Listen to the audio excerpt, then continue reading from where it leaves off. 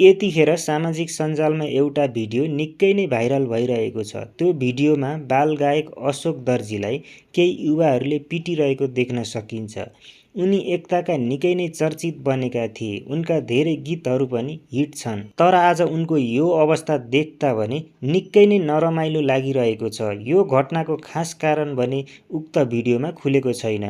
तर उक्त भिडियो क्लिपमा भने तैँले पैसा किन लगेको, त्यो पैसा कहिले तिर्छस् जस्ता संवाद भने सुन्न सकिन्छ। खैर, कारण जेसुकै भए पनि कसैलाई कुटपिट गर्नु गलत हो। वास्तविकता के हो त्यसको सत्य तथ्य बाहिर आउनु पर्यो अनि जो पीडित छ उसले न्याय पाउनु पर्यो भन्नका लागि मैले पनि यो भिडियो बनाएको छु। भिडियो कहिलेको हो, कहाँको हो भन्ने पनि ठ्याक्कै जानकारीमा आएको छैन। यस विषयमा सम्बन्धित निकायको पक्कै पनि ध्यान जानेछ भन्दै आजको भिडियो यति नै।